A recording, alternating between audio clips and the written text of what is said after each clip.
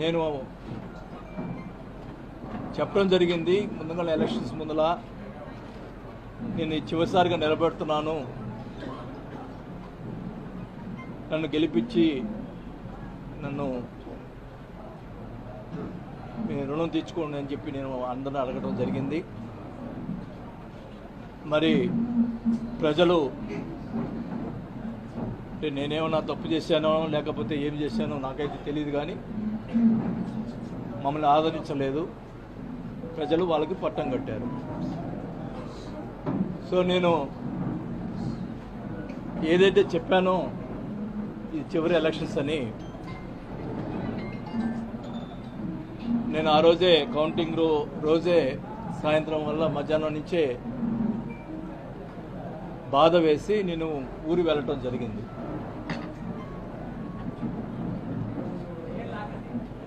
గతంలో మేము ఎప్పుడు ఎన్నిసార్లు 5 సార్లు ఎలక్షన్స్ గెలిచిన తర్వాత ఎప్పుడు కూడా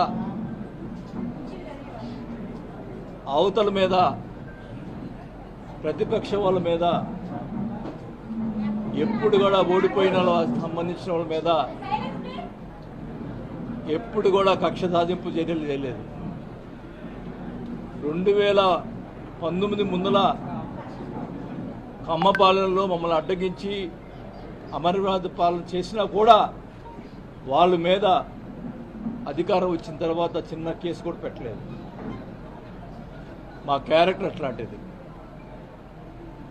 మరి ఎలక్షన్ అయిన తర్వాత కార్యకర్తల మీద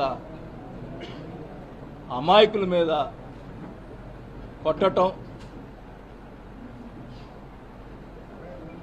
మరి వాళ్ళ మీద బూతులు తిట్టడం, కేసులు పెట్టడం, దౌర్జన్యాలు చేయటం ఎన్నో చేశారు.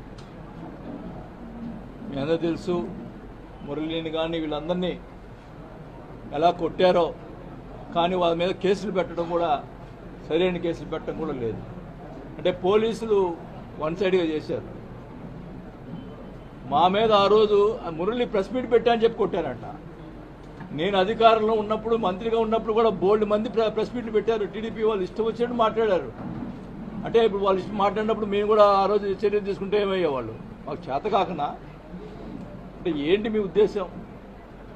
ఈ రకంగా చేయటం మంచి పద్ధతి కాదు.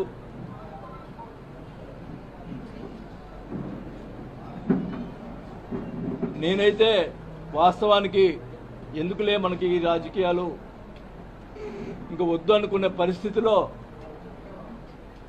మీరే నన్ను మళ్ళా తీసుకొచ్చారు రాజకీయాలకి. ఈ ప్రతిపక్ష వాళ్ళని కూడా ఈ సభాముఖంగా తెలియజేసుకుంటా ఉన్నా. నేను వదిలిపెట్టను ఒంగోలుని. ఖచ్చితంగా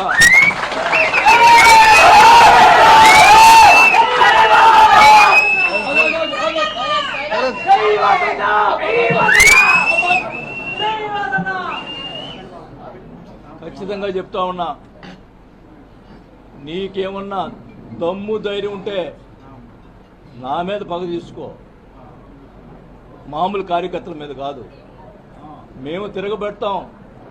మా వాళ్ళు ఎక్కువ తక్కువేం కాదు. నేను మధ్యలో వస్తే గొడవలు ఎక్కువ అవుతాయని చెప్పి మధ్యలో రాలా. కానీ మీరు మీ చర్యలు చాలా దుర్మార్గంగా ఉన్నాయి.